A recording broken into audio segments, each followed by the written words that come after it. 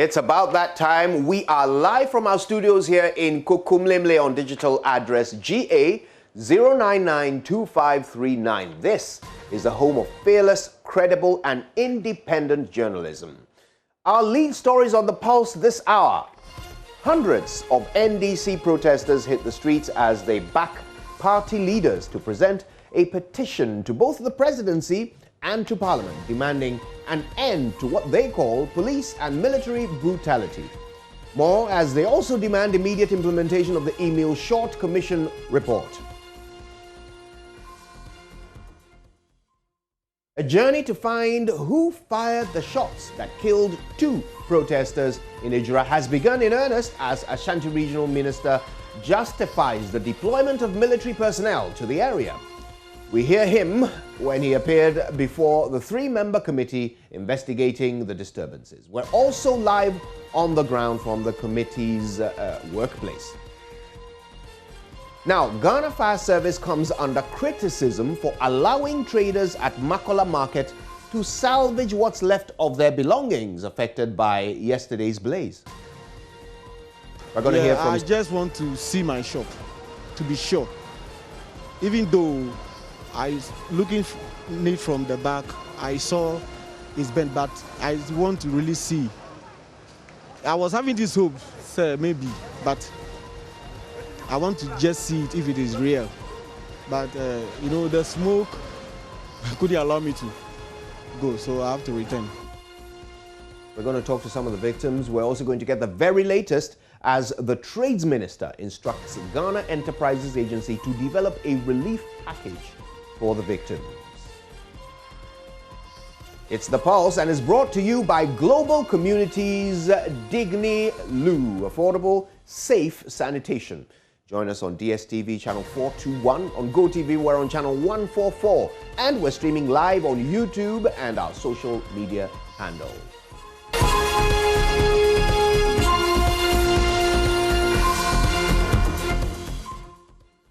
Right, let's get to it. The Ashanti Regional Minister, Simon Osei Mensah, says intelligence received by the Ashanti Regional Security Council pointing to threats by the youth of Ejura to burn state and private property after the burial of social activist Mohammed Ibrahim, also known as Kaka, forced him to deploy the military and police personnel to the town. The minister told the 3-member committee tasked to investigate circumstances that led to the shooting to death of 2 protesting youth at Ejura last week, that the law establishing the Security Council grants him such powers. The committee, chaired by an appeals court judge, Justice George Kingsley Kumson, will receive evidence from witnesses to ascertain the cause of the violence and to make recommendations to the president. Simon Osei Mensah, who was the first witness, told the committee the deployment was sent to maintain law and order. On the family of the 2 who died during the incident, and Kaka, who also clubbed and died, all the 3 families, we visited them. During the visit, the Minister of Interior gave some money for the initial expenses, even though we had been informed by Ejura that he had also paid for some of the initial expenses.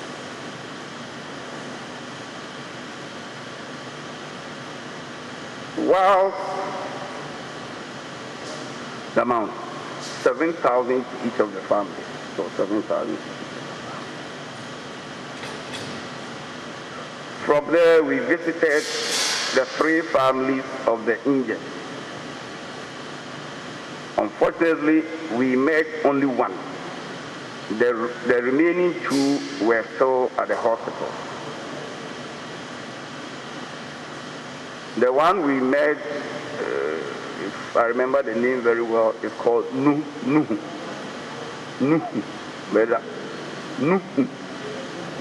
But I've forgotten the other name. He was injured in the thigh, and it had been bandaged. So he went to Ejura Hospital. He was treated and discharged. So we met.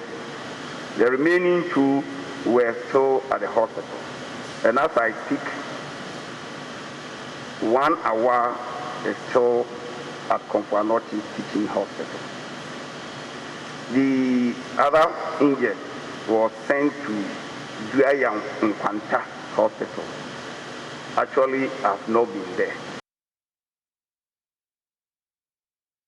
Mr. Osei Mensah also said the security agencies were pelted with stones and other missiles, forcing them to respond to the protesters, some of whom sustained serious injuries. He's, however, unable to tell who fired the shots. Now we can go live to our colleague Erastus Asare Donko, who ended his session before the committee a while ago. Erastus, thank you for your time. How did it go, and what was the committee interested in finding out from you?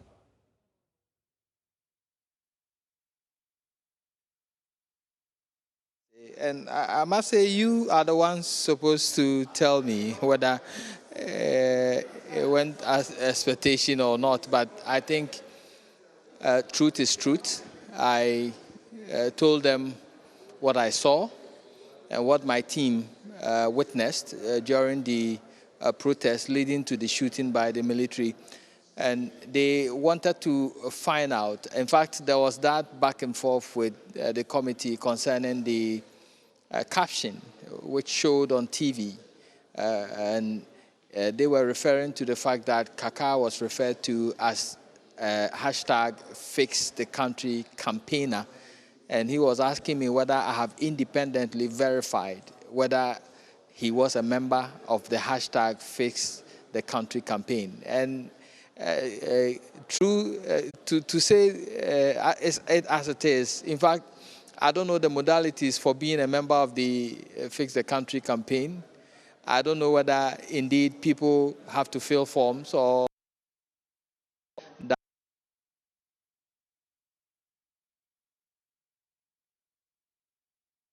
Right, we're seeking to re-establish connection there with Erastus Asare Donko of Love FM, who has just completed his time as a witness before the committee set up by the government to look into the disturbances at Ejura that occurred last week. Disturbances that resulted in several citizens being shot, 2 of whom have passed away. Erastus, if you can hear me on the phone, let's pick up from where we left off. You were explaining that the committee was interested in whether or not you independently verified the membership of Kaka of the Fix the Country movement.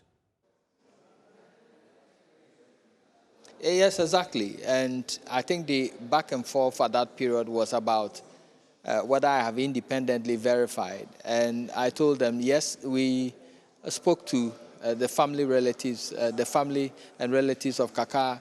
Some of them said, well, he's not a member of any Fix the Country campaign. He was just not happy with unfulfilled promises and some of the issues concerning development in Ejura.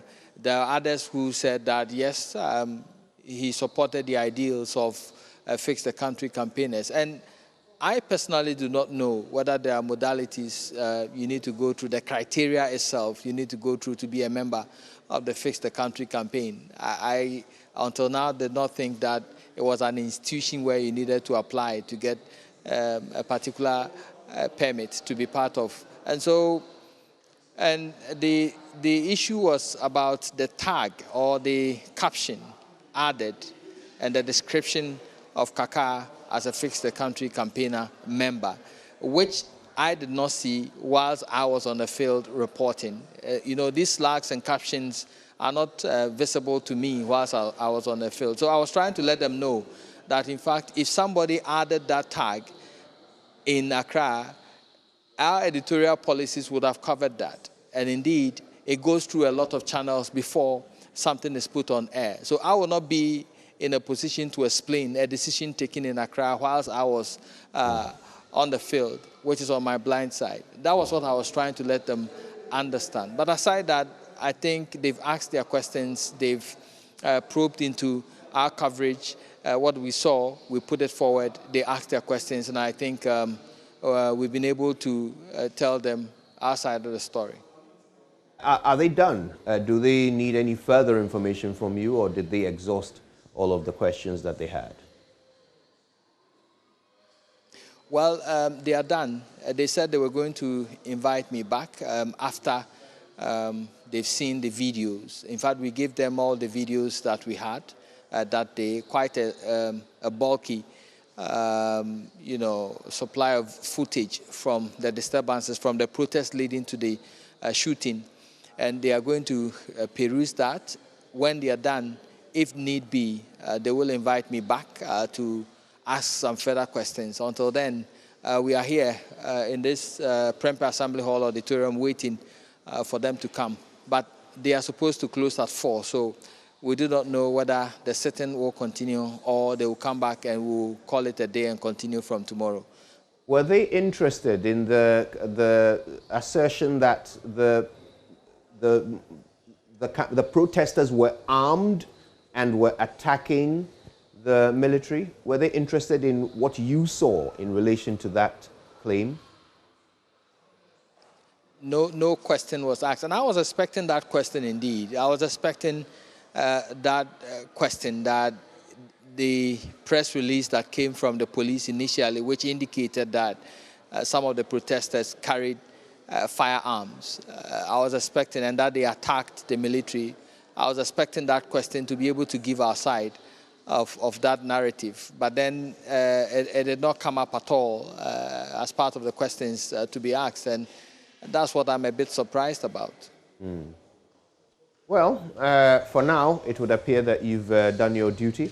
For the benefit of those who are just joining, can you tell us where the committee is holding its hearings? So we are here at the Prempeh Assembly Hall. It's closer to the Zongo police station, and that's where we are currently. The sittings are held behind me over there. The committee members sit on the top and the witnesses sit below the platform behind me. Currently, we are on recess. What we do understand from the committee secretary is that tomorrow they will be inviting leaders of the security agencies that were at Ejura. And so it's possible we'll hear from the commander of the troop that went there and from the side of the police as well. We do not know who specifically they are inviting, but they tell us that it will be members of the security agencies. So we are expecting that, and sittings start at 10 and end at 4. So currently we are waiting. It's 3, beyond 3. We are waiting for what they will tell us, whether sittings have officially come to a close today or we still should be expecting somebody to come before the committee. What's the experience like, sitting before the committee members? Is it intimidating? Is it nerve-wracking? Does it feel like you're going through a process that has far-reaching implications? Tell me personally how it felt to go through the questioning. Well, certainly to have all the TV stations and the media pointing their cameras at you and sitting lonely there is nerve-wracking. As to the questions or whether I felt like being interrogated, no. I think that I was telling the truth. And if you're telling the truth and what you saw, certainly you don't need to be nervous. You just have to say it as you saw it, and then everything naturally comes to place. So a bit nerve-wracking in the beginning, realizing that the whole Ghana is watching you. I think it's a bit intimidating, but then as to the line of questioning, I think it's fine. We told the truth as we saw it. We risked our lives to report the truth. We brought the footage to all through the multimedia eyes for people to see what happened at the Ejura. And I think that is what we repeated today. And as our civic responsibility, I think we discharged it fairly. Well, I have no sympathy whatsoever for you and having all eyes on you. It happens to you every single day in your job, Erastus. You work for JoyNews. The world watches you anyway. Thank you. Thank you so much for that update from Kumasi. Grateful, Kojo. Erastus Asaridonko there. He's just completed his time before the committee that is looking into the disturbances that happened at Ejura last week. Disturbances that have resulted in 2 people dead from gunshot wounds after the military opened fire on the protesters. From Ejura, we head to Makola here in the capital. Check this out. Yeah, I just want to see my shop, to be sure. Even though I was looking neat from the back, I saw it's bent, but I want to really see. I was having this hope, sir, maybe, but I want to just see it if it is real. But, you know, the smoke couldn't allow me to go, so I have to return.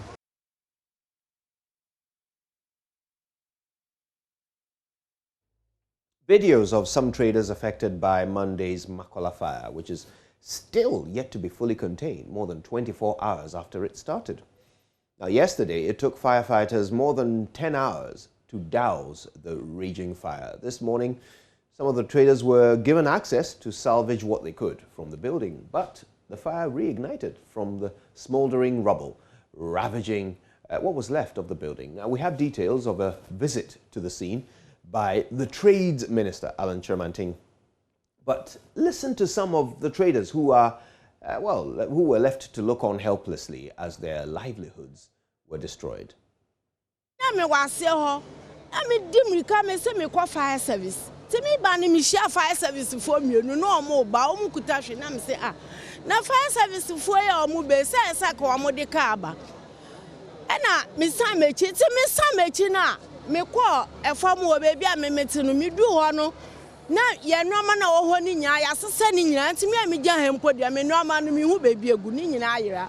Afe me ba di dosh or di dosh ono no shop na wo soro ho pa no ba ku so wo mfifin ha ni nyina se ene no ho se bibia se wan fa bibia wo te di do de no wa kapa no wa kan ye sramo umbo mo de ni stores na o ho ni nyina mo de na mo won o time de ni start ye no o ma ye kwan se bia yen gina ho yi eniama because na jana na no odin enti yam omo ma ye nyina si form na eye kakra na wie no ma ye say jana ba form no na is by 4 o'clock na say nka omo ma ye kwan kakra na yetimi yi eniama ne bi but omo allow ye enti ye eniama ne de nya so obi de ahye obi de anhye ye budo no obia eniama ahye obia mi se man fa pin me ton singlet, me ton handkerchief, me ton nyama bosses, nyama boarding. In the Bianco Village, Cavana Cada, Nigeria, Teleco, Quenjole Jame. Femi no nyama low, she fe, you know, fame like an no. Look of favor, I can show. Look, Pacajamon, never go at you. I walk with a 1 year low, a purpose on here, boy, me demo. You make a new version of BFF in the Bianco Village coin, yeah. Wabuku, and then no, of course, young, yes, sure. No, of course, yeah. When you ever be at school, what be in so nice school can it be? Yeah, Kashing Wako, young way, Beshi, the one in Boko, 1 year, 1 year. Behind the pool, Nessigan, your shop saving again. Oh, only be a fire, God be a for only be a fire. I had a call from my workers that there is fire, so I thought it's something simple that the fire service can quench. So, and I drove all the way. Even on my way coming, I have to park my car and pick motorbike to get here early, so that maybe at least if we can be able to retrieve something. But before I got here, everything got bent. I saw beads, crystal beads, and any kind of bead. Yeah. How much did you have in there? I can't tell now because I have 2 shops there. My warehouse and then the shop. Both of them are bent? Both of them are bent. Yeah, I just want to see my shop, to be sure. Even though I was looking neat from the back, I saw it's bent, but I want to really see. I was having this hope, sir, maybe, but I want to just see it if it is real. But, you know, the smoke couldn't allow me to go, so I have to return. Now, let's listen to the GUTA president, Dr. Joseph Obing, who was also at the scene this morning. That's why it is now becoming so worrying. And that's why we don't want the ad hoc solutions now. And that I'm calling for the various reports that have been gathered from the forensic auditings that we did in the KJTR market up to Kanesi market and Kantamanto. You want what exactly? We want the reports that have been gathered so that we can evaluate. A committee should be set so that we can prefer solutions to this permanently. Because this shouldn't reoccur, and it's getting so worrying, and we keep on consuming the little capital that we have. I mean, we cannot afford this thing. The fact that National Insurance Commission is not coming up with a suitable program for insurance for the informal sector, and they are shying away from insuring people in this area because of the risk factors, because of the congestion, because of inaccessible to these places. So when their risk teams come, they normally put a high premium where the locals cannot afford. Now, the Trades Minister, Alan Chermanting, has instructed a compensation package for the affected traders. Here first to sympathize with the victims of this fire incident.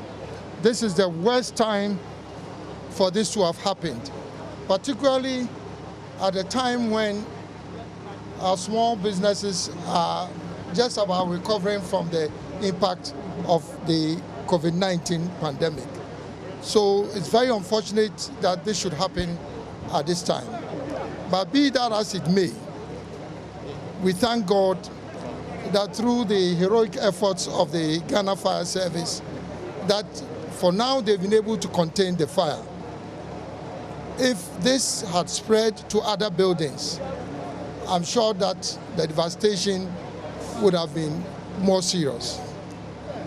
But I'm here also to sympathize with the victims and to assure them that government is committed and fully behind them.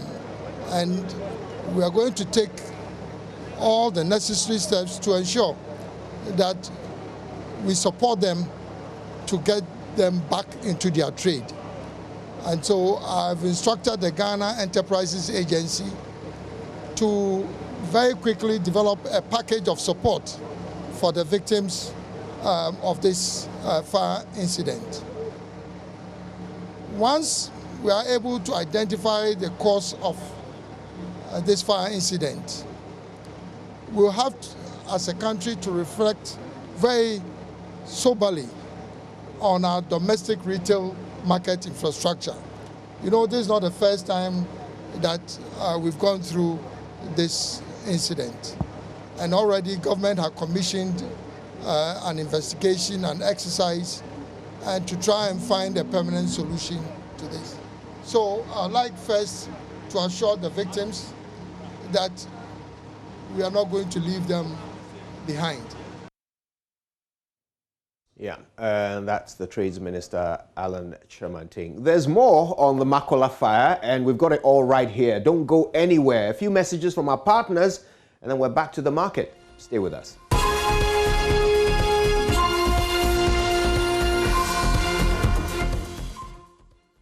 I'm here from Bono region with my commandant.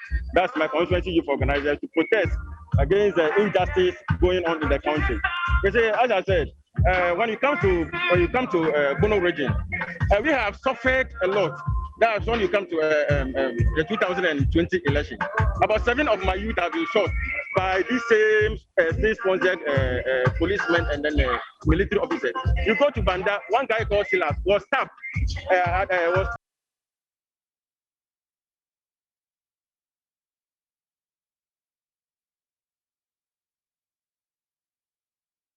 Azuku was recommended to be sacked. Now Azuku has been promoted as the director of operations at the National Security Head Office. You see, and the MVP and the Nanado, the more you kill the more you are what? You are promoted. The more you cause harm to your neighbor, the more you are what? You are promoted. So we are here today to seek for justice for all those who have been affected. Not only Kaka, but the one who has been stabbed in Banda, the one who has been killed in Grand Pantang, the one who has been killed in Agboglosi, the one who has been killed in Ododo, all of them together. You see, Kaka's own is just one.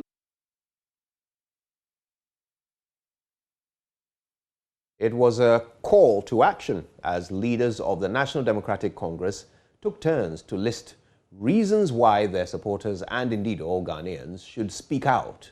From economic hardships to police and military brutality, they called for change, among which immediately is the implementation of recommendations of the Emil Short Commission of Inquiry. There were loud calls from members of the party and others who decided to join the street march to press home a demand for the prosecution and punishment of members of security agencies accused of killing unarmed civilians. The demonstration follows the killing of 2 protesters at Ejura in the Ashanti region, an incident that is currently being probed by a ministerial committee. The protesters also demanded payment of compensation to all victims and for the Attorney General to be directed to prosecute all culprits. The leaders then presented an 8-key-point petition to the presidency and to Parliament. We're going to hear from those who received these petitions on behalf of the institutions, but first, here's what the leaders said as they addressed the protesters.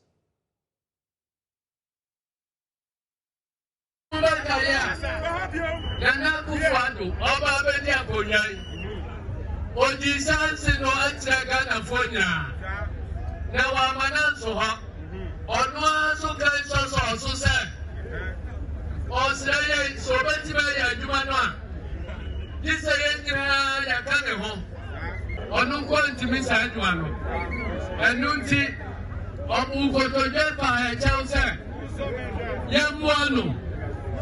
Naya citizens, or my papa, let the answer of my papa Yabiano, Yetimia. Sa and Grandsa, Odyssey and said, Yanya or my papa Ejura. Medanya Kupa said, and NDC. Emabru, Masori Ajina Acha said, Muya or my papa Ejura. Yes, Moody and Sisaya. Nana Kufuadu, Osisama Mose, Sebibi, Empoyo, Mainua, Monsari Namunkai Kanagre, Roguru said, Way and Titima, Etiasasea Coco Yeri. Hey! General Kassaye, Kassaye, and Namisra, whatever you champion. Yayama said, Yeposidi, Yentimas Nasir. That's some of them leadership, no, and the number follow their leadership, no, ever can't tell them. General Kaya, for my entire maintaining social distancing, they will be up here every main road here, and I am yet I'm going with far all the way to Opavia. See, Opavia, the best branch of Stanley Heights. They are quite far, Aviation Social Center, they are Compila's Commission.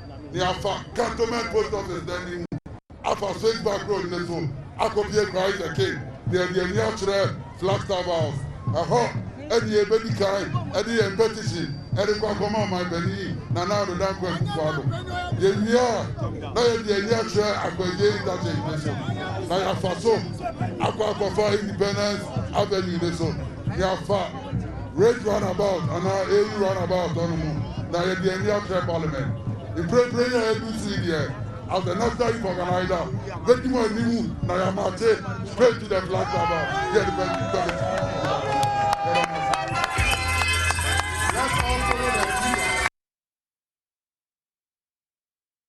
Now, after these addresses, the protesters walked from Accra Mall through the Defence Ministry and Lands Commission roads to Jubilee House, where the petition was received by a Deputy Chief of Staff in charge of operations, Emmanuel Adumwa Bosman, on behalf of the President. He assured that the issues will be resolved following due process.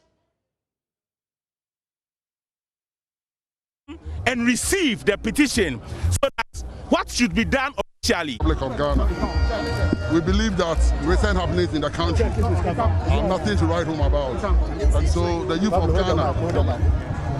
Ghana have decided that today we will demonstrate and show our displeasure to what is happening and call on the president that the challenges that confront many young people and this country as a whole should be fixed. I will read the petition to the media, and after we will present it to you. It's a lengthy one, so I will paraphrase them, pick the highlights, and then leave it as such. The microphones can go down. You can start if you want them. Petition to President Akufo-Addo by the National Youth Wing of the National Democratic Congress.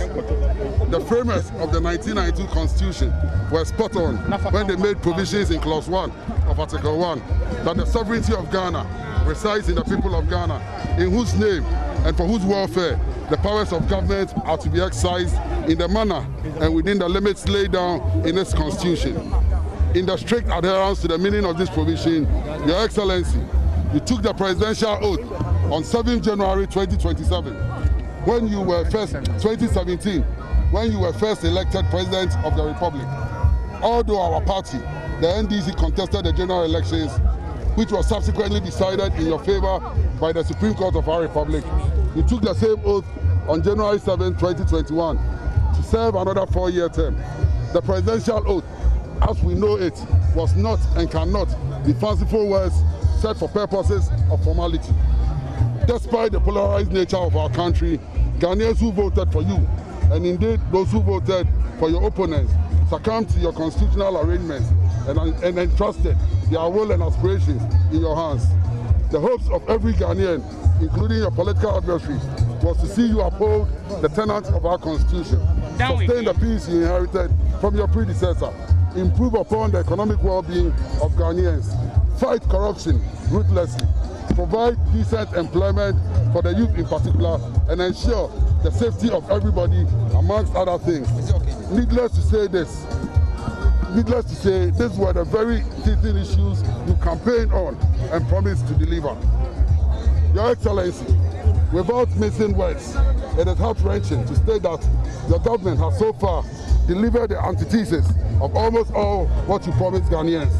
It cannot be gainsaid that if you objectively and sincerely look back, reflect on the state of the country, bequeathed to you, and what you have done with it in 5 years, you have eroded almost all the strides our country have made. In our country, if our country was a clock, you would have rode it anti-clockwise. Though our country was riddled with some age-long challenges before you took over, issues of corruption, unemployment, nepotism, cronyism, and insecurity, among others, have increased unimaginably. You will agree with us that our country needs fixing, and there cannot be any good time to fix it than now. The danger, Your Excellency, is that there is no commitment from you and your government that these life-threatening challenges facing our country will be at least reduced, instead of teaming up with those who have taken inspiration from your edicts to be citizens and not spectators to fix the country. Your government is surprisingly averse to calls asking for the fixing of our beloved country. Those crusading for the country to be fixed have become enemies of your government, as they are either being intimidated, harassed, or killed by your militia. Respectfully, Mr. President, it is not out of place to point out to you that though Ghanaians signed a social contract with you to resolve their problems, your government has become an insurmountable challenge that they are struggling to resolve. What we are saying is that your government has become a problem for Ghanaians to deal with. Objective minds in our nation and those in your government are whispering on corridors, having growing apprehension about where you are leading this country of ours. The leadership you have provided so far is one of let's finish everything today because there is no tomorrow. There is no hope for the youth under your stewardship. The very people you promised to protect are the ones being beaten or killed daily by thugs recruited into our security services. Those you promised jobs have either been laid off, lost their investments, or have not been employed at all. You have failed to build a just society. Today, more than ever in the history of the construction of our state, access to the few opportunities is solely based on possession of an NPP party card. Those who promise solely based on possession of an NPP card, those who promise infrastructure development, have either what your predecessors started abandoning or not seen any infrastructure at all. Perhaps the best thing about your government is how far your family members and cronies are feeding on the national kitty to the chagrin of all of us. The case of students, nurses, teachers, tailors, carpenters, Okada riders, truck drivers, doctors, masons, traders, civil servants, farmers, to the last man on the street has been of agony, pain, and sorrow. In the world all over, governments are elected to work for people and not otherwise. Your Excellency, your government is not working for the generality of Ghana, but a select few, mainly family members. Now I'll tell you what we are demanding from you. Though it sounds needless to remind you of your pledge and campaign message to the good people of Ghana, it is worth it to make the following demands. Immediately implement the recommendations of the No Shot Commission of inquiry forthwith, in particular, and direct the Attorney General to prosecute all culprits. Beyond investigating all acts of violence perpetrated by officers of the security agencies under your watch, ensure that all victims get justice as required by law. Victims of such acts of violence from Ejura, Ablikuma Central, Banda, etc. must all not be denied justice. Make provisions towards decent jobs for the teeming youth of the country through proper structural economic reforms and business support for enterprises of young people. Ensure the safety and security of all Ghanaians. Stamp out corruption by prosecuting corrupt officials within your government and stop shielding them. We are asking that there is a fierce agency to halt the hopelessness nature of chronism that has crept into our country. Take steps to fulfill your campaign promises.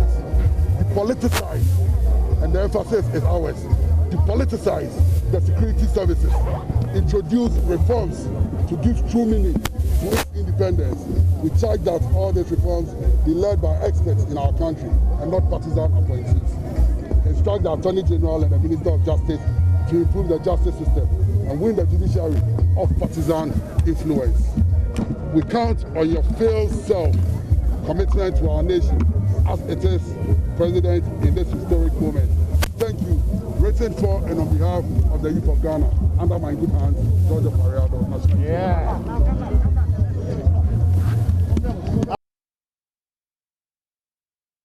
NDC's youth organizer, they're reading the petition that they submitted to the presidency and to Parliament, where their arrival was slightly eventful. Check this out.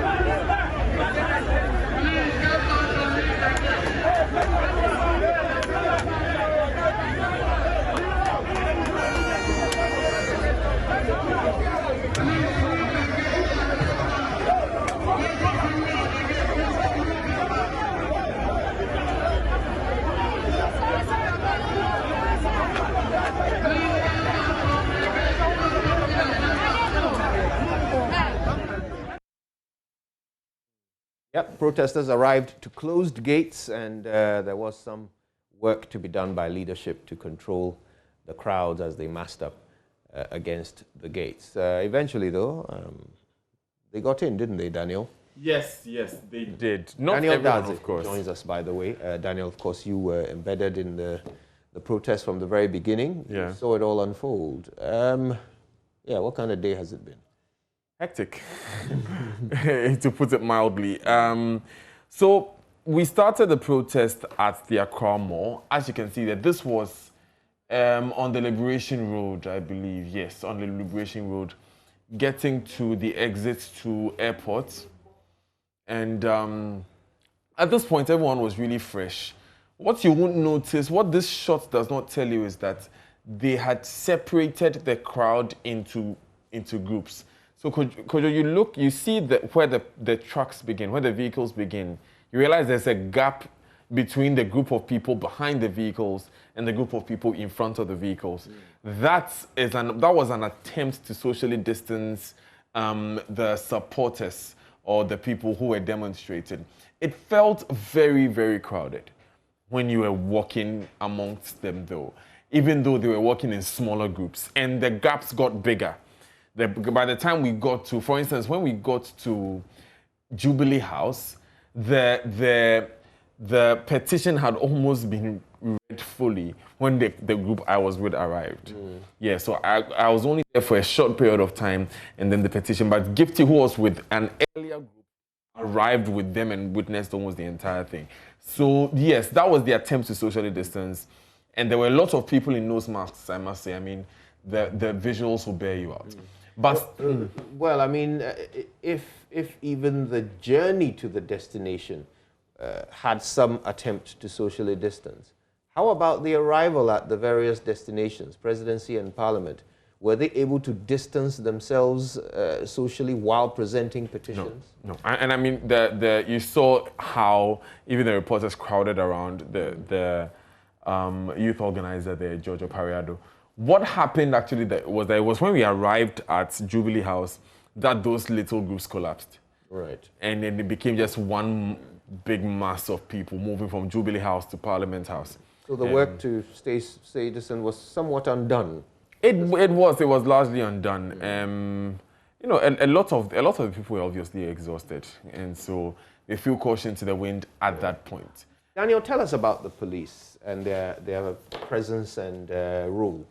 We know that in the lead up to this demonstration, there was actually some work to be done by the demonstrators to convince the police of their right to do so.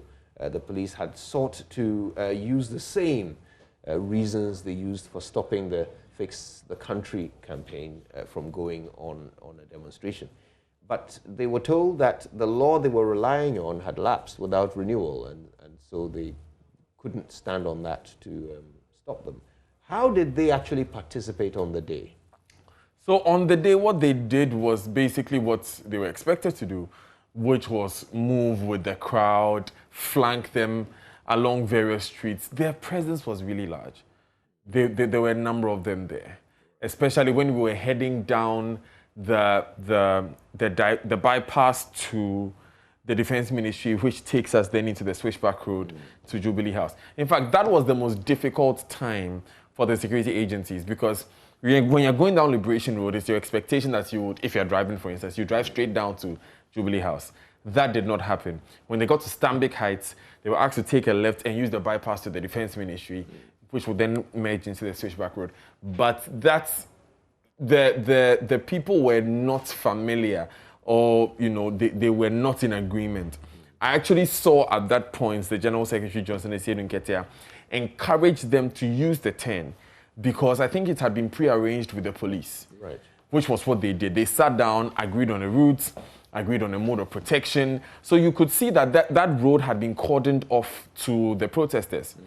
Yes, the road from Stambik Heights to Jubilee House had been cordoned off. It was being used by the cars, and then from that point to the Accra Mall was closed to cars and had been made available to the protesters. So at that point, there was a bit of a fracas. I didn't go beyond a verbal protest. And then they went to the Defense Ministry and then to Jubilee House. So it was at Jubilee House, for instance, the police lined up at the edge of the driveway into Jubilee House itself. And they were not allowing anyone to come in there. As soon as I got there, I showed my microphone. They saw me and they said, look, get inside. My cameraman also had no trouble. He had trouble getting to the barricade because it was a crowd. Wow. But he didn't have any trouble getting through the barricade into that area. It was at Parliament House where he showed that video that things got a bit interesting. Yes, and of course, by then you were inside Parliament. Actually, actually, when Johnson Esidu Nketiah was making that first announcement, I was at the edge of the door of the gate and I was outside. So perhaps you can tell us, what exactly caused the confusion that required Mr. Esidu Nketiah to address this? So, I mean, the first indication I got that we may have a challenge was I was standing at the site for the cathedral, which is just a few meters away from Parliament House's entryway. And Gifty called me and said that she doesn't know if she will be allowed to go inside. And she's looking for the camera person. So I came down immediately and tried to get an understanding of what was going on. I got close to the gate. So I realized at that point that it was pandemonium, to put it mildly. Everyone was struggling to get inside. Why? Because Samuel Ofosuampofo, Akamba, the organizer, the youth organizer, a number of the national executives had already entered with some of the people they were with. So the expectation of the foot soldiers and the protesters there was that they would also be allowed to enter. But looking at the crowd, the police decided not to allow anyone else to enter at that point. Now, the media also arrived. And the media contingency for this was huge. Every media house was represented. And of course, we had to go inside, obviously, to go and capture what was happening. And then members of parliament arrived. And it's their place of work. He had to let them in. And then Johnson Esidu Nketiah and a number of other party executives were also there. So now the challenge was getting the party foot soldiers, who would obviously not be allowed to go inside like it was done at Jubilee House, was getting them to clear the driveway or to clear that space in front of the gate for those authorized to enter to do so. That is why you saw Johnson Esidu Nketiah on the microphone announcing come back. And this was after different groups of people had come to try and get people to clear up. He literally had to be an MC. He took a microphone. He said everyone should come back. We took a few minutes for everyone to come back to clear a tiny space for people to crash through. And then there was a group of MPs who came by us quickly and they went through. And then he proceeded to announce, okay, let's let the media go in. We went in first. Then the MPs, the larger group of MPs went through. And then the party executives, the rest of the party executives, then he himself. And then after that, I was inside because we had to rush and go and position ourselves to capture the petition reading. So that's what happened at the gate. Which you absolutely did. And by the way, thanks for giving us a personal walkthrough on today. Feels like we were there, doesn't it? Okay, so, at this point, taking over from Daniel's narrative, the petition was then presented to Parliament. It was received by the Majority Leader, Oseche Mensah-Bonsu. First, gave an indication that the Speaker of Parliament has had to respond to an invitation by his colleague in Nigeria. And that is why you're not seeing him here. The Speaker is not by any means avoiding the demonstrators. He's had to respond to a call from his counterpart in Nigeria. That's why he's not here. There's a reason why the Minority Leader and I are here to receive your petition for and on behalf of the institution, and indeed because it was addressed to the Speaker, we are receiving it for and on behalf of the Speaker. But having said so, I guess it will be important before I make a few remarks to allow the Minority Leader to make an observation, a brief observation, and then I will come in to wrap it up. Minority Leader. Thank you very much, Ruth, for presenting the petition on behalf of the youth of Ghana. Our assurance to you is that Parliament will not fail the people of Ghana in demanding that right be done, and right be done to safeguard the peace and stability of our country, right be done to safeguard the stability of our country, and right be done to safeguard our democracy. essentially the bestiality of unruly behavior of the security agencies is not acceptable anywhere. We will look into it, probe into it, where it requires that we read the security agencies of those concerns raised. Parliament will not hesitate in doing that. Understand that the demonstration has generally been peaceful. That is how it should be. Freedom of expression is important, and freedom to demonstrate is important in a democracy for the expression of legitimate grievances. Where you have come is a forum where these grievances will be digested, so you will hear from the Parliament of Ghana on the concerns that you have so raised. I'm sure that there will be a full debate after the Speaker in the House is apprised of the issues raised in the petition. So thank you very much for being peaceful. I would yield to the Leader of the House. Thank you. My colleague, the minority leader, yes. And as he has related, the right to assemble is a constitutional right. The right to demonstration is guaranteed by the Constitution. And the right to express yourself is also legitimately guaranteed by the Constitution and by our statutes. And that is why you're here. I think that the issues that you have raised relating to the protection of the lives of Ghanaians is at the heart of this, and I think that it's important that all of us relate to that. Since 1992, when we returned to constitutional administration, we've had several instances of bestiality, as the minority leader has related to, involving security forces who are really under obligation to protect lives and livelihoods of Ghanaians. And so, having come here and submitted your petition to Parliament, it is left to Parliament to cause an investigation into it, and as the Constitution provides, any such investigation or inquiry could lead to legislation, or perhaps tightening the legislation to prevent what we have been witnessing. I think that every life in this country matters. Every single life in this country matters. And expression of our constitutional rights should not result in bloodletting. And that's why I'm happy that you are here, that you have organized this peaceful demonstration and come to Parliament should suggest to everybody that democracy is working in Ghana. We are not a perfect democracy, and that infractions must be dealt with in order to correct the system. And I think that that is the way to build our democracy. So I'm happy that you are here, and I thank you for being peaceful in today's organization. And Parliament, upon the return of the Speaker, will trigger the necessary processes to deal with the petition that you have submitted. Right. Well, that's how it all ended with today's protest. But that's not where the news ends. COVID-19 is on our minds as the Delta variant wreaks havoc, particularly in Achimota. More on that when we return.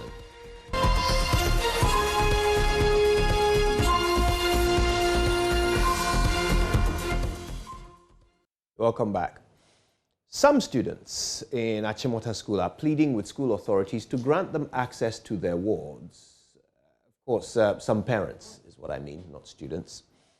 According to them, they have not been given any information on the state of affairs in the school and are not allowed to see their children or take them home.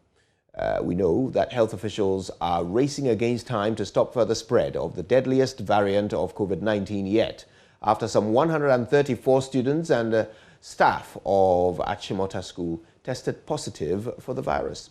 The Greater Accra Regional Health Directorate on Monday met with officials and teachers of the school as part of efforts to curb the fast-spreading Delta variant.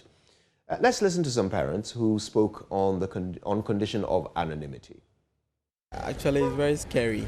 It's very, very scary because we all heard that the Delta variant is very fast spreading and it kills very fast. So we are expecting the school to reach out to parents to at least come and pick up their wards. At least after the test and then it comes out they are negative, you can allow them to go. Then you quarantine the rest. But you can't keep the kids in school. Parents are worried. We are seriously worried. We don't know what's really going on. So that means they've not given you any information about what is happening? We haven't been given any information. All the information we have is what we read in the news. To get an official information from the school, no, we haven't received that. Okay. And are you allowed to see your kids no, at this point? We are not. If you're lucky and you have a teacher around who knows your ward, you can come, leave something with them for them to give it to the kid. But then we've not been able to see the kids, not even hear from them. As parents, we were hoping by now the school would have at least given us information, updates about the situation going on at the school, because we are all worried. The only updates that we know is from what we hear on the news. We don't know how our wards are faring. We don't know the conditions they are in. And so we're hoping, and we are pleading with the school to at least contact with the parents and give us an assurance that our wards are safe. And if they can dispatch those who haven't contracted the virus home, they should just release them to us. Okay, we'll be very grateful.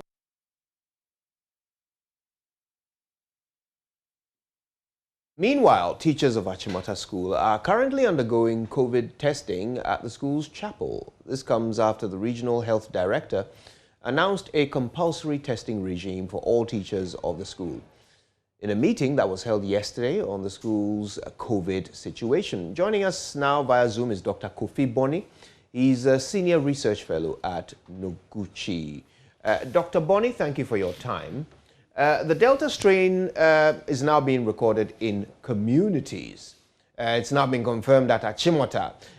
Is any of this a surprise to you? Thank you for the opportunity. Not really a surprise to me as in person, but we knew it was just a matter of time that we will start seeing it in the community. I mean, so long as it has gotten into the country, it was just a matter of time that people will start recording it. So when we started hearing or recording cases from Achimota School, we were not that much surprised. Right. So tell me this.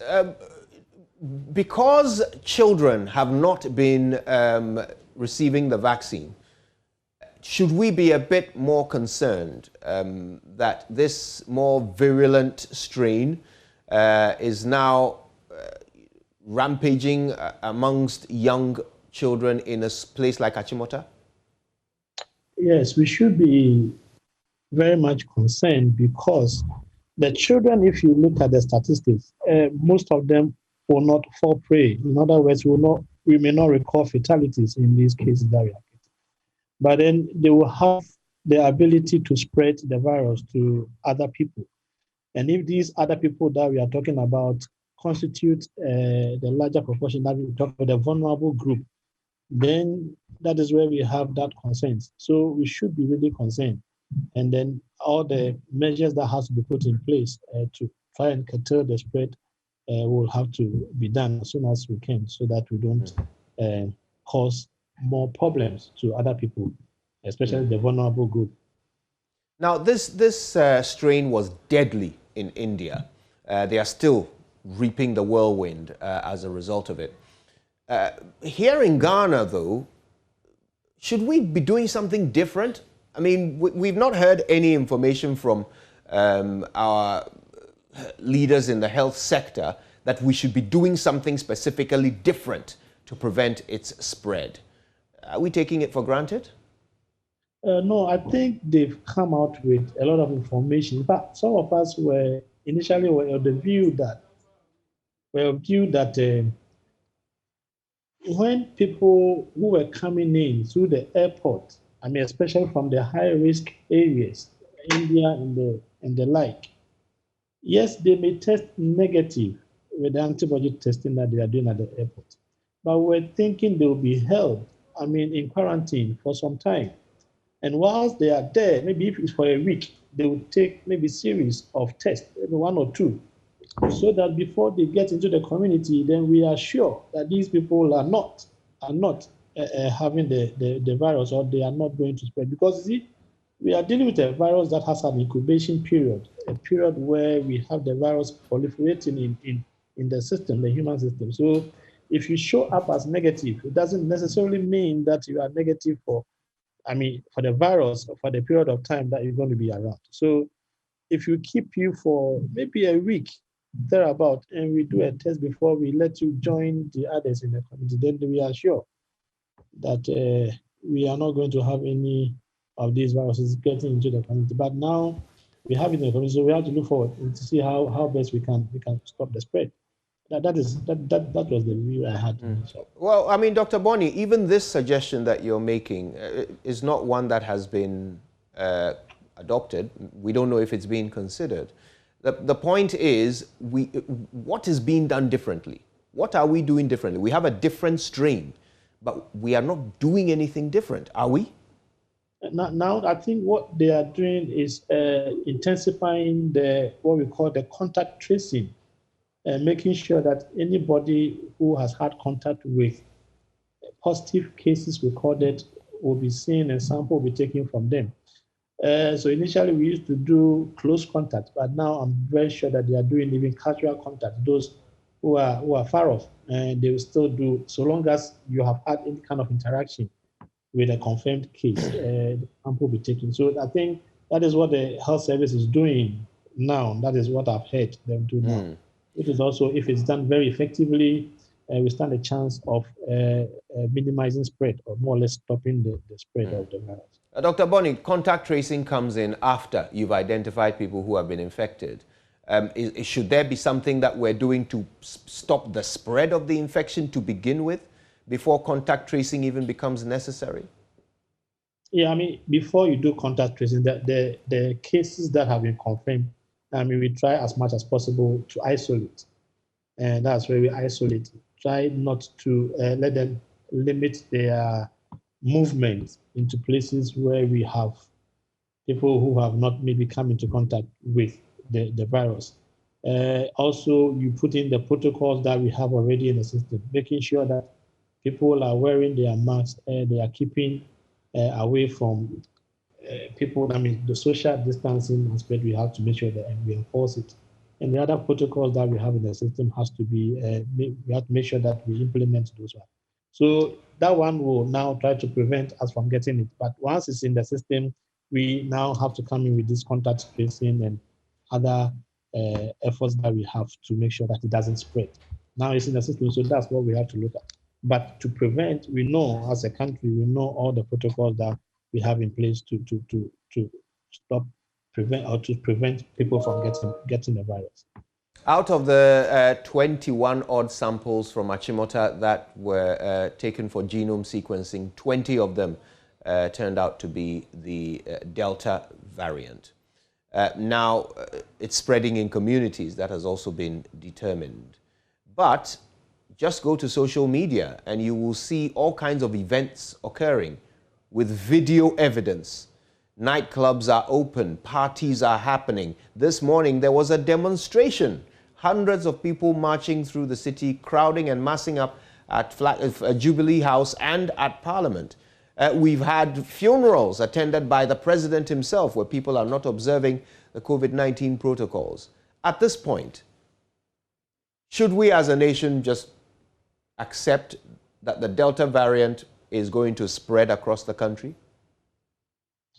It is alarming. I mean, when you see some of the things that you've mentioned, when you see people doing that, sometimes maybe we tend to, or we are getting to a point where we are forgetting that this virus is still in circulation and people are doing all sorts of things. We are not observing these social distancing practices that we started some time back. It is unfortunate that we see these things, but I think that we should continue with education. I mean, a media house like yours, we shouldn't stop what we used to do, letting people know that we still have this virus circulating. In fact, current information that we have suggests that even we have what is called the Delta plus also in circulation. That is a variant that is even more contagious than the Delta virus itself. That's also in Ghana?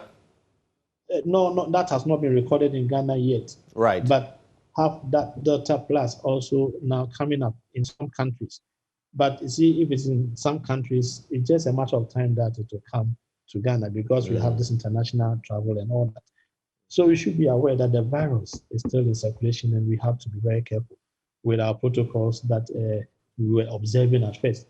We need education. Education, I think, is the key. And media houses like yours and others should help to do that. And that will bring people's attention back to what we used to do. Right. So is it time for us to consider shutting down airports?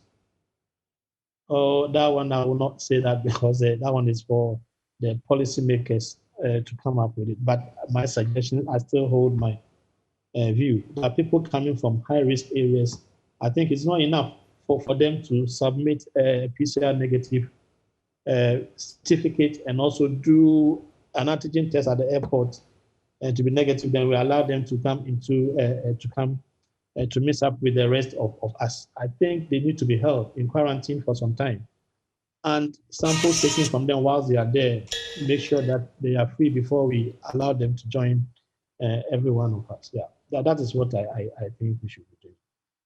At the moment, not much more than 1% of the population has been vaccinated. Really, if we get a surge, what are our chances of managing it since we don't even know when we're going to be getting any more vaccines?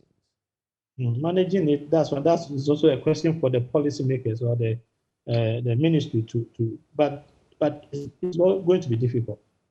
It's going to be difficult because if you look at our health systems and what we have in place, if we should get a surge and we have huge numbers of people going to the hospitals, then I think you and I know what's going to happen because even with developed countries, there were issues.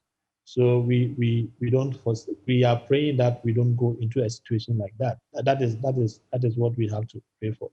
But right. For now, it's up to the policymakers or those who manage the situation. I mean, those who are at the forefront of managing this COVID affairs to come up with strategies,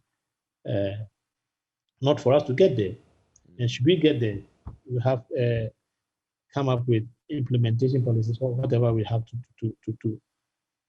forestall the spread of the virus. Dr. Kofi Boni, thank you. Thank you very much for your time. Dr. Boni, of course, is a senior research fellow at Noguchi Institute. Right, let's have a look at what's happening with COVID-19 across the country. Here's what the dashboard is looking like. 85 new cases. That brings to 1,619 the active cases so far since the beginning of this pandemic. 96,402 cases have been confirmed in Ghana. 93,987 of them have actually recovered. Sadly, 796 of these cases resulted in death. Now, health authorities at Mfantsiman in the central region are calling for more attention to be paid to malaria as the municipality records huge numbers of positive malaria cases. The Municipal Health Directorate says it tested 12,663 positive cases out of 24,929 suspected cases in 1 year.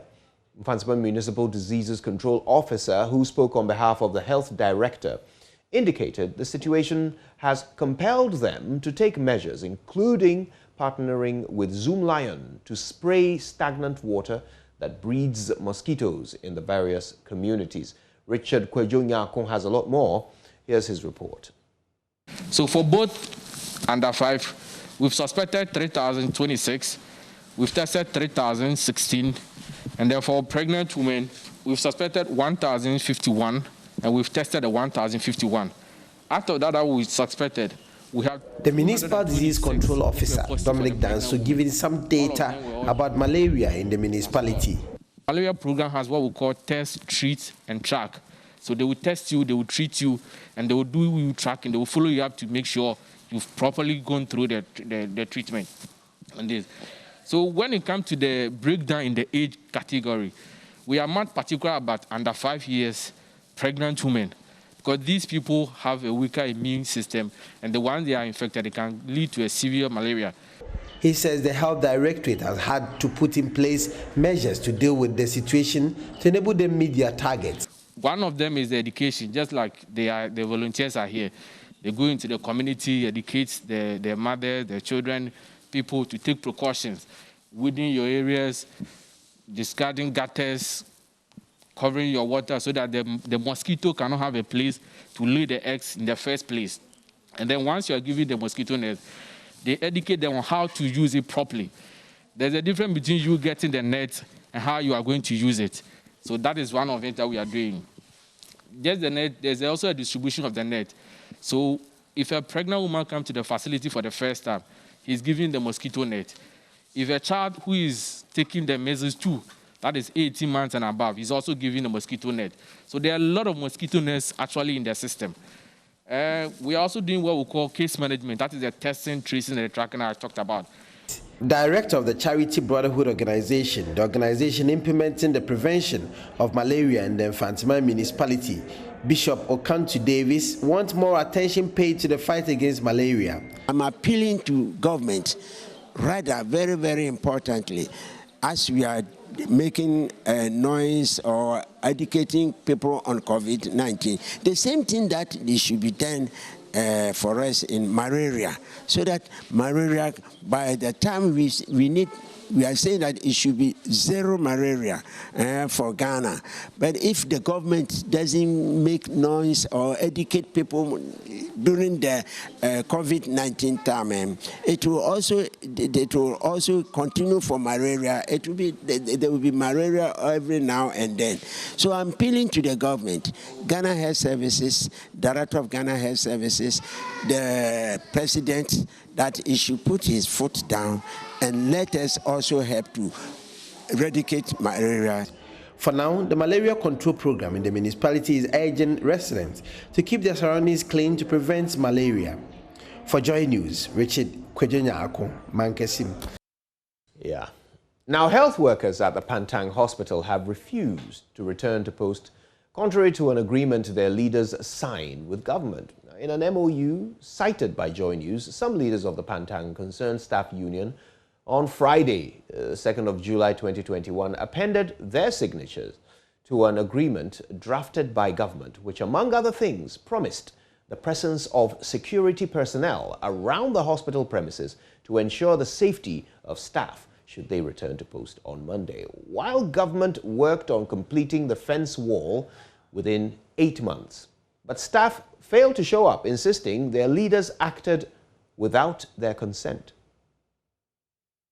New patients are turned away each day, while those on admission with traceable family members have been discharged. That's the situation at Pantang Hospital, as health workers refuse to show up for work in protest of what they call unsafe conditions of service. The workers have since 2013 demanded government evict encroachers who have erected makeshift structures on the hospital's property, but attempts to get the government to heed their call have fallen on deaf ears.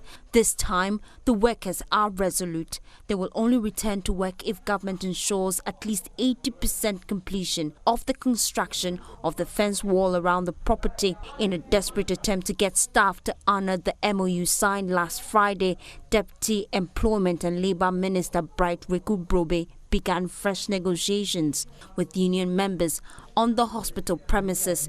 The meeting was, however, interrupted by some unidentified men who infiltrated the meeting. Staff allege some of them were land guards who have sold parts of the Pantang Hospital lands to private developers.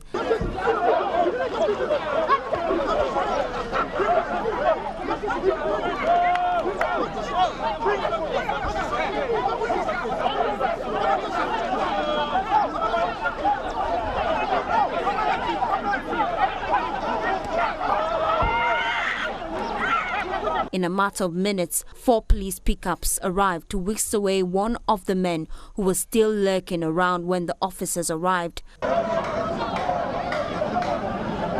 An easy calm was then restored as they continued negotiations.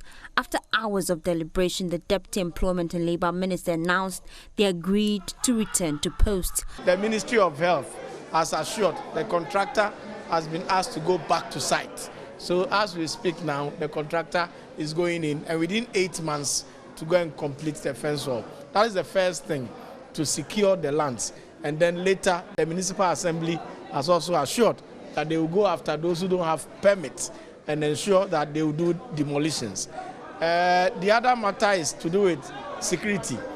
And the National Security Minister has also fully affirmed that together with the Interior Minister, they are going to ensure that police personnel are posted to the police post which we have here, and also round the clock beef up security on the premises. So these are immediately what we have put in place to ensure safety at Pantang Hospital. Yes, they are willing to come back. They have conditionalized it that we also need to ensure beefed up security, which we are doing. So it's a win-win situation for now. We are still calling on them to go back to work while we provide adequate security for their safety. However, union leaders admitting they acted on the blind side of members signing the MOU during initial negotiations say they stand by their members' decision to stay off post until government heeds their call. Pantang local rep of the Ghana Medical Association, Dr. Alex Ansanwusu, speaks for the group. Today, the union leaders didn't want to talk. The members spoke for themselves, that they don't agree and are not coming back to work because the work environment is still not safe. In the MOU, if it's anything to go by, it was stated clearly that with immediate effect, that is starting from Friday, 2nd of July, we are going to have police presence. The police post was going to be functional. When you were coming in, you saw for yourself that the place was empty and there were no policemen in the police post. As we speak now, there are no policemen in the police post. So even if the MOU is anything to go by, the ministry hadn't kept their end of the bargain, not to think of pushing union members to this unsafe environment. And we as union leaders and everyone around was very excited when we had Langas coming in to storm into the meeting. And you saw for yourself and you captured on your cameras. And I think you can tell our story best for us. And we had a land guard telling another one to video the faces of the leaders so that they can deal with us. And this is what we are facing here. So with all these things happening in the presence of the minister, we know he understands why we can't come back and work in this unsafe environment. For the love of our patients, we've agreed to continue seeing the patients on the chronic wards. And once again, I explained that these are clients who have no families. These are clients that have been picked from the streets. These are clients who don't even know where they are and don't even recall their names. We love every client, and we've agreed that we will continue to take care of these clients on the ward, but so far as our OPDs are concerned, we can't come back because our work environment is not safe. The ministry hasn't kept their end of that MOU, and even with the MOU, our members have made it clear they don't agree and they won't accept it because the leaders signed it without consulting them, and we've acknowledged that and we've apologized to our members and we've assured them that is not going to happen again. As patients wait in line to receive the most needed mental care, the big question is, will health workers and government reach a consensus? And when? Faustina Safo, JoyNews, Accra. Right, let's do some more stories. Now, the main suspect in the Fayase beheading is the subject of our next story, which we will deal with if we have time. But right now, though, it's time for sports after this break. Thank you for staying with us on Pulse. I'm Gary Al-Smith with the sports. Now, today is time for the big game. Italy versus Spain, tasty semi-final. And ahead of that, George Addo Jr. is already in Wembley. He's in London. He's completed his quarantine for the last 5 days or so. He's finally able to go out. Sent us a couple of reports earlier, and we'll show you what it looks like before the big game. So this is Wembley, the seats of the two semi-finals remaining in the competition, of course, and the final game that will take place right here in London. Well, the first of the semi-final games is up later tonight, and it's Spain up against Italy. It's a repeat of the 2012 final, if you like, when Spain beat Italy by 4-0. A repeat of the 2016 round of 16 game when Italy beat Spain by 2-0. We're here to find out how the fans are preparing, getting ready for this game. We'll have a little bit in terms of what's going around the official fan shops, the Italian fans, the Spanish fans. As we go through, we promised you we're going to be bringing you behind the scenes stuff that's going on here at Wembley as we continue to bring you a special coverage of the Euro 2020. As you know, all semi-final games are live on Joy Prime and Adum TV. And of course, the final game, we'll be bringing you live coverage right from here. We don't know who is going to make it. It could be Spain or it could be Italy. Let's see how it goes then. There's definitely more to come right here from London. All right, so I told you we're going to be speaking to some of the Italian fans and Spanish fans, and I've got them right here. Guys, you are live in Ghana right now. Let's make some noise. Forza Italia! First, what song are you going to sing? The Italian song. Which song are you going to sing when the game starts? Oh, let's go.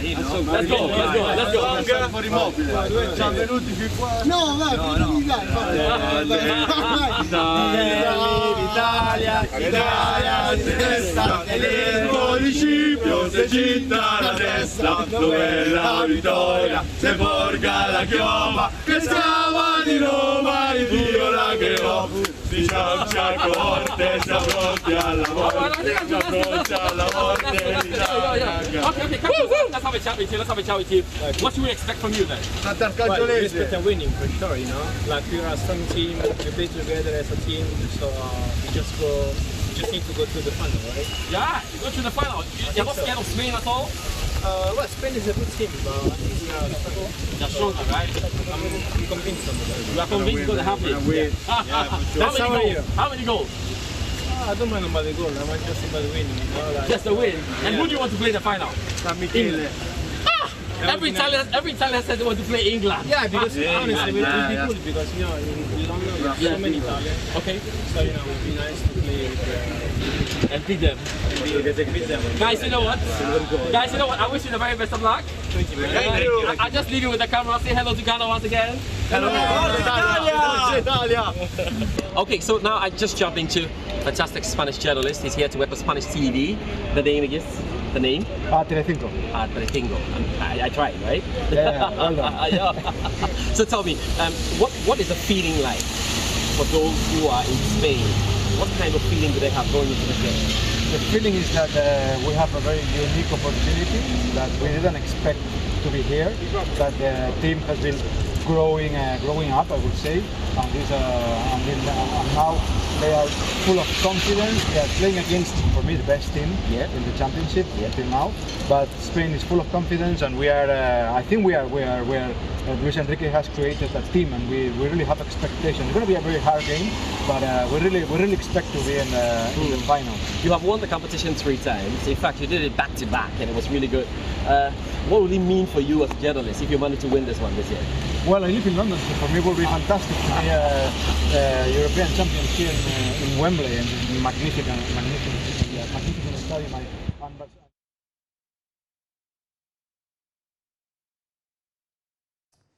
Can see the full reports and more behind-the-scenes exclusives with Muftau Nabila and the rest of the team. Nathaniel Atos, Stephen Appiah, Lai Kingston on Joy Prime, our sister station. 6 p.m. is the build-up, 7 o'clock is the kickoff. So, what's going to happen in that game? Let's go for some tactical analysis with my colleague Atta Poku. Hi, Atta. What's up? Yes, See muted? Hi, Atta. Can you hear me? Hello, Gary. Yes. So, George is already speaking the slangs from Wembley. Chairman. Grazie, Italia. Grazie. Hey. You two, you have not gotten anywhere, but you're already speaking the Italian. Anyway, what's going to happen tonight in terms of the tactics, though? Clearly, this is a transition game of transition. When you break, you are gone. Now, when your opponent breaks and you are able to hold them in the middle, you are gone. The biggest problem for the Italians in this game is going to be Giovanni Di Lorenzo. For everything that he does, Spinazzola does it better and offers something in dovetailing very well, very, very well with Lorenzo Insigne on the left. So I'm wondering how he's going to do that. And then on the defensive side of things, the Italians have come through this competition playing a very compact defensive game. Now I'm asking myself, would the other 3 trust Giovanni Di Lorenzo that much? I feel he's the weakness. He's the guy Jeremy Doku and Belgium circled and attacked consistently, and they nearly profited from doing that. So I'm wondering how the Spanish could exploit Giovanni Di Lorenzo, probably with Ferran Torres or Mikel Oyarzabal or even Dani Olmo. These three all have the capacity to make the running behind and also go for him 1v1 because they have pace and then they have the trickery to go beyond him. So if the Spanish are able to isolate him and make him a 1v1 guy, most often with their wingers, I'm sure they are going to get some joy there. And then on the other hand, you go into the Spanish defense and you've seen throughout this competition that aside the fullbacks bombing forward, the center-back pairing, there is a way out there. And whoever goes through that space usually gets some. Kramaric did, we saw it. Mario Pasalic's goal was right in the area of the center-back, standing in between the two of them. And in Immobile, in Insigne, you could clearly say that the Italians have men who could profit from that. So I wouldn't expect much goals because of the compact nature of the Italians, but it's one that the Italians have the tools to paper over their weakness and then win. Brilliant. Thank you very much. Concise, crisp as always, Atapoku speaking to us there from Kumasi, and George Ado Jr. earlier speaking to us from Wembley and sending more reports. More reports are on our Twitter. We don't show them all on television, you know, airtime and all that. But at Joy Sports GH is where you should go. Every 1 minute we have videos now. I'm Gary Al Smith, and that's the sport for now. Don't forget to join our coverage on Joy Prime from 6 p.m.